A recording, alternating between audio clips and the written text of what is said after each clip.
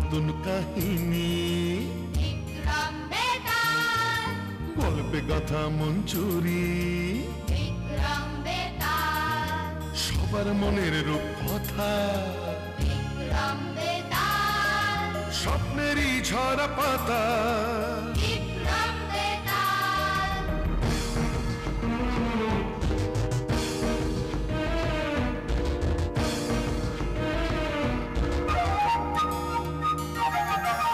জীবনের মোড়কে গল্প হাজার, নীল লাল সাদা কালো রঙের বাহার, কল্পনায় রূপকথায় মিলে একাকার, তাই নিয়ে আসছে পর্দায় এবার বিক্রম বেতাল, বিক্রম বেতাল, বিক্রম বেতাল, বিক্রম বেতাল।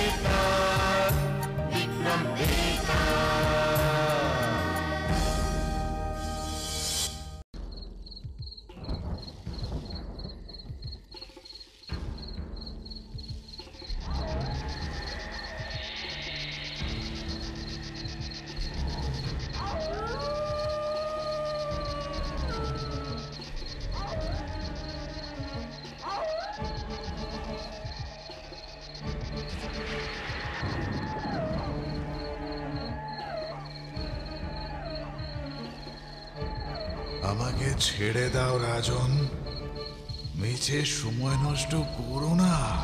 নিজ রাজ্যে ফিরে যাও মহারাজ, নিজ রাজ্যে ফিরে যাও, রাজ্য শাসন করো।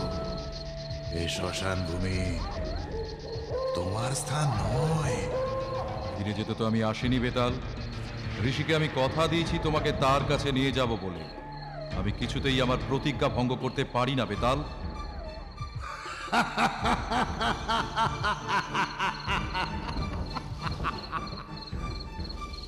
কিন্তু মহারাজ, প্রতিবারই তো তুমি কথা বলে ফেলেছ। এবারও আমি তোমায় একটা গল্প বলবো, আর তোমাকে তার উত্তর দিতে হবে। ভুল উত্তর যদি দাও, তোমার মাথা ফেটে চৌচির হয়ে যাবে মহারাজ। শোনো, শোনো তবে। দক্ষিণ কৌণ্ডিল্য রাজ্যের রাজা হিরণ্যকশিপু, তার তিন পুত্রই ছিল অসীম গুণের অধিকারী।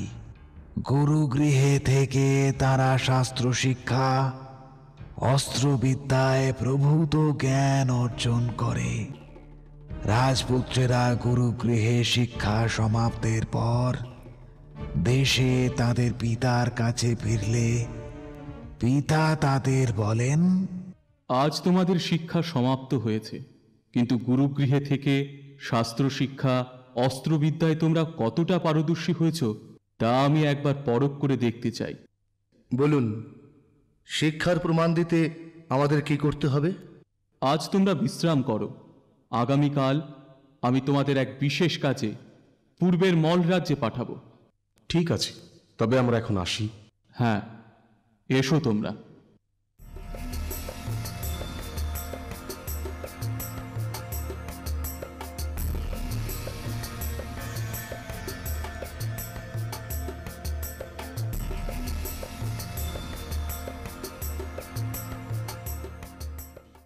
গুরুদেব, পূর্বের মল রাজ্যের বাসিন্দারা বড়ই দুঃখে দিন কাটাচ্ছে। অনাবৃষ্টিতে সেখানকার নদী খালবিলে জল নেই, ফলে চাষের জমি শুকিয়ে যাচ্ছে। তার উপর প্রতিবেশী শত্রু রাজ্য কেশপুরের নিত্য অত্যাচার। রাজ্যের লোকেরা রাজ্য ত্যাগ করে চলে যাচ্ছে অন্যত্র। কেশপুরকে আটকাতে আমি যুদ্ধ চাই না, বিনা যুদ্ধে ওদের আক্রমণ প্রতিহত করবার একটা উপায় চাই।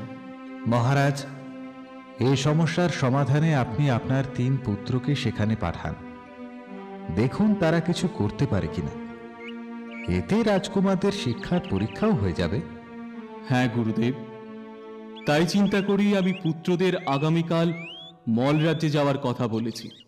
তারপর মহারাজের কথা মতো তার 3 পুত্র মল রাজ্যের উদ্দেশ্যে রওনা দিল।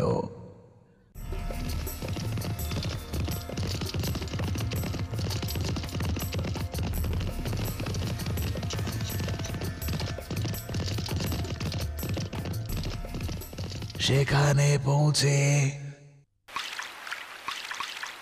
চারিদিকে একই অবস্থা, জলাশয়ে জল নেই, চাষের জমিতে ফসল নেই। বড়ই সংকটে রয়েছে এখানকার বাসিন্দারা।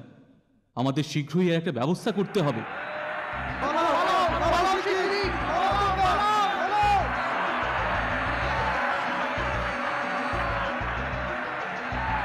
যেটুকু শস্য আজ মজুত আছে তাও নিয়ে যাবে ওরা।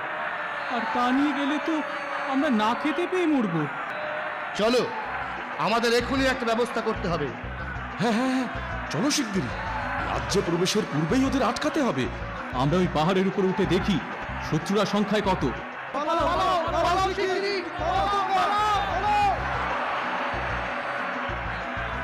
আর আর এও চিন্তা করতে হবে কিভাবে ওদের আটকানো যায়। তবে চলো শিগগিরই।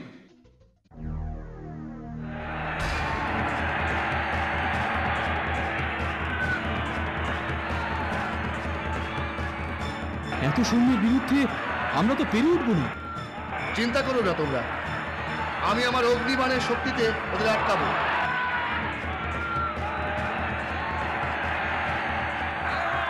দ্রুত দ্রুত তীর নিক্ষেপ করো বীরেন্দ্র, ওরা এখনই প্রবেশ করবে।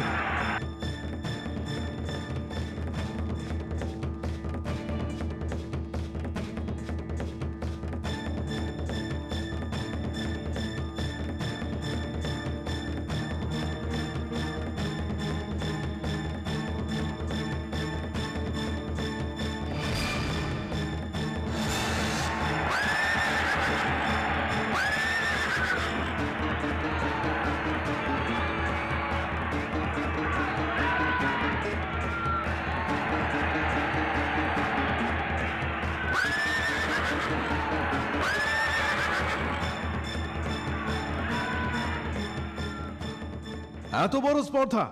মহামন্ত্রী, এখনই আরো সৈন্য পাঠাও মল রাজ্য আক্রমণের উদ্দেশ্যে। যথা আজ্ঞা মহারাজ।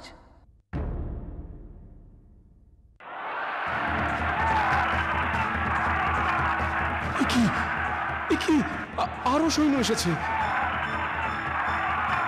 চিন্তা করো না, আমি এক্ষুনি ওদের হটিয়ে দেব।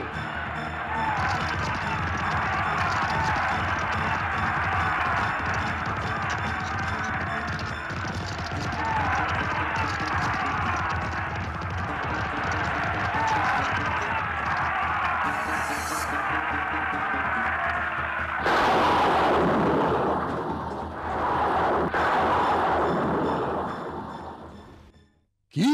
হ্যাঁ মহারাজ, এক অদ্ভুত ক্ষমতা। কখনো অগ্নিদগ্ধ করে দিচ্ছে, আবার কখনো বা জলের তোড়ে ভাসিয়ে দিচ্ছে সেনাবাহিনী। সমস্ত সৈন্য পাঠাও, দেখি কি করে আটকায় এবার।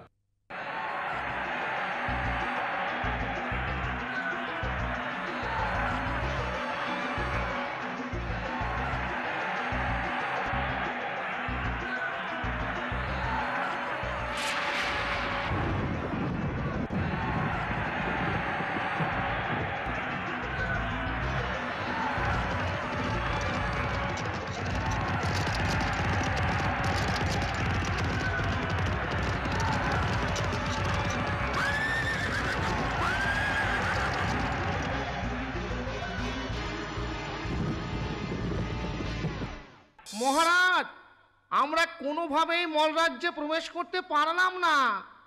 আমাদের সমস্ত সমস্ত সৈন্য প্রাণ হারিয়েছে মহারাজ। হ্যাঁ,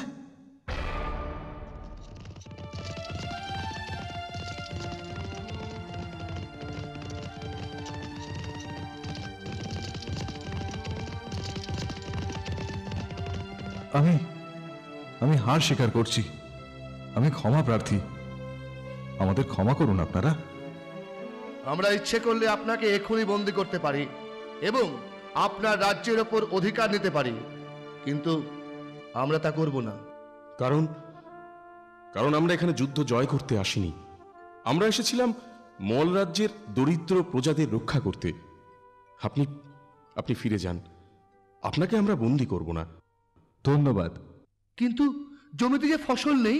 অনাবৃষ্টিতে যে চাষের জমি শুকিয়ে গেছে, ফসল ফলবে কি করে? হায় ঈশ্বর, সবাই অনাহারে মরছে। একটু দয়া করুন আপনারা, দয়া করুন, দয়া করুন। আমি এখনই তোমাদের আহারের ব্যবস্থা করছি।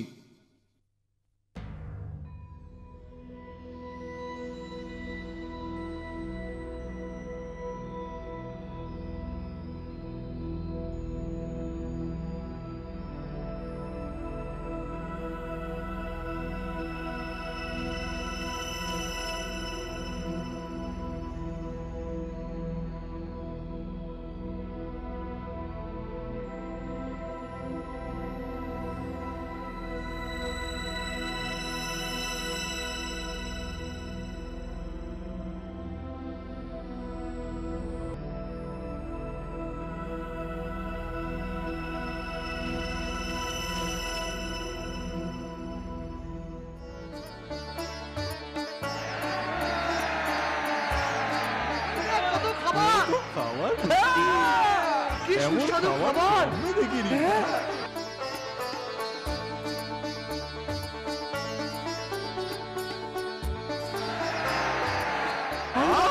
আকাশ থেকে খাবার পড়ছে।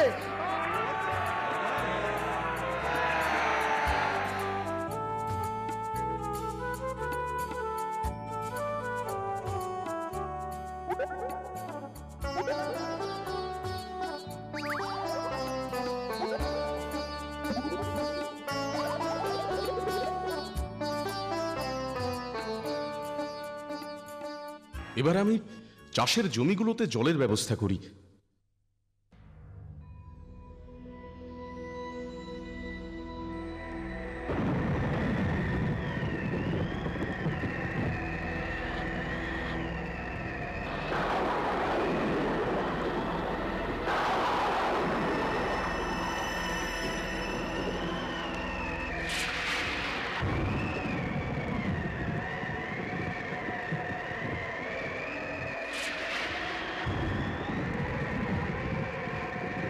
ওরে, ওই দেখ বৃষ্টি এসেছে। আর চিন্তা নেই, এবার সোনার ফসল বলবে। ওর দুঃখ দূর হলো।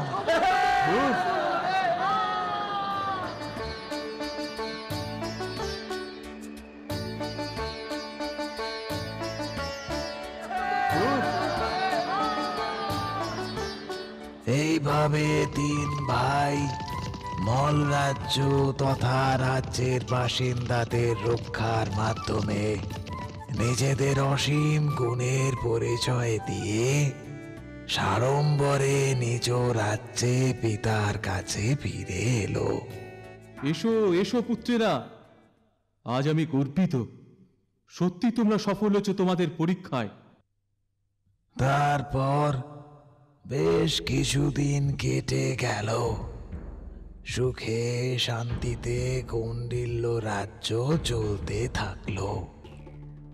সময়ের কালে মহারাজেরও বয়স হয়ে এলো, শরীর দুর্বল।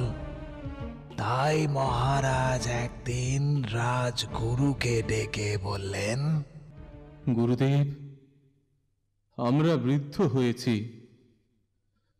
শরীরও আর ভালো থাকে না। এবার আমাদের বিশ্রামের সময় হয়ে এসেছে। তাই ভাবছি আমাদের পরবর্তী স্থানে আমার তিন পুত্র বীরেন্দ্র, তেজেন্দ্র এবং অতীন্দ্রকে রাজা, মন্ত্রী ও সেনাপতির দায়িত্ব দিয়ে নিশ্চিন্ত হব। আপনি যথার্থই ভেবেছেন মহারাজ। পুত্ররা প্রত্যেকেই এই পদগুলির উপযুক্ত। কিন্তু গুরুদেব, আমি এটা স্থির করতে পারছি না যে কাকে আমি কোন পদের দায়িত্ব দেব। মহারাজ, এই বিষয়টি আপনি আমার উপর ছেড়ে দিন। ঠিক আছে গুরুদেব, আপনি যা ঠিক করবেন তাই হবে। তবে মহারাজ, আপনি আগামীকাল তিন পুত্রকে আমার আশ্রমে পাঠাবেন। সেখানেই আমি স্থির করব কাকে কোন পদ দেওয়া যায়। তারপর পিতার আদেশে 3 পুত্র গুরুদেবের আশ্রমে একে একে পৌঁছলো।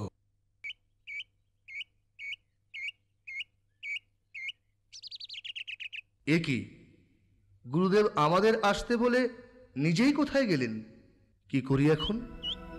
যাই, ওই বাঘছালটার উপর গিয়ে বসে কিছুক্ষণ, সেই যখন অপেক্ষাই করতে হবে।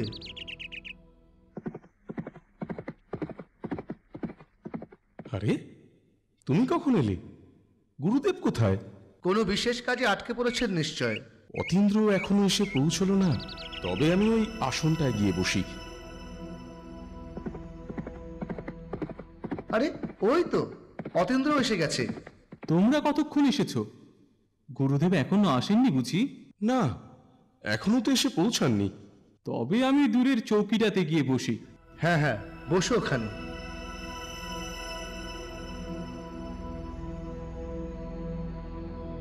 কি প্রয়োজনে আবার আমাদের ডেকে পাঠালেন কে জানে।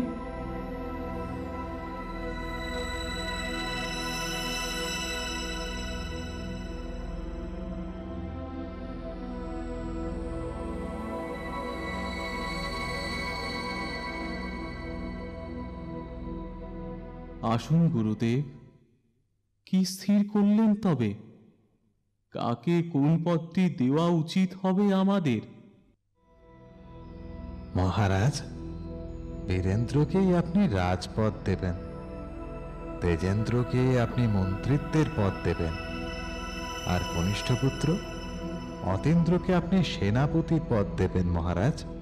মহারাজ, এবার তুমি বলো তো, কি কারণে গুরুদেব বীরেন্দ্রকে রাজপদ, তেজেন্দ্রকে মন্ত্রিত্ব আর অতীন্দ্রকে সেনাপতির পদ দিতে বললেন? বেতাল, প্রথমত বীরেন্দ্র জ্যেষ্ঠ হওয়ার সুবাদে রাজপদ পাওয়ার প্রথম অধিকার তারই। দ্বিতীয়ত, গুরুর আশ্রমে গুরুর জন্য অপেক্ষা করতে সে বাঘছালের উপরেই বসে, যা কিনা স্বয়ং গুরুদেবের স্থান, সর্বোচ্চ স্থান। যেমন রাজসভায় রাজসিংহাসনের স্থান সর্বোচ্চ। পরবর্তী সময় তেজেন্দ্র এসে বসে আসনে, যা ছিল ঠিক বাঘছালের পাশেই। রাজসভায় মন্ত্রীর আসন যেমন রাজার পাশেই থাকে, তাই গুরুদেবের বিচারে তেজেন্দ্র পায় মন্ত্রিত্বের পদ, অতীন্দ্র এসে বসে চৌকির উপর। রাজা ও মন্ত্রীর পদ সবচেয়ে গুরুত্বপূর্ণ পদ হল সেনাপতির, তাই অতীন্দ্রই গুরুদেবের বিচারে পায় সেনাপতির পদ।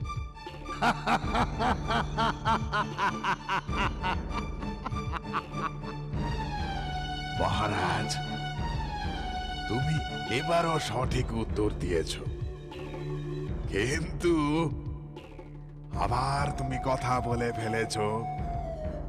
তাই শর্ত অনুযায়ী আবার আমি চললাম মহারাজ, আমি চললাম।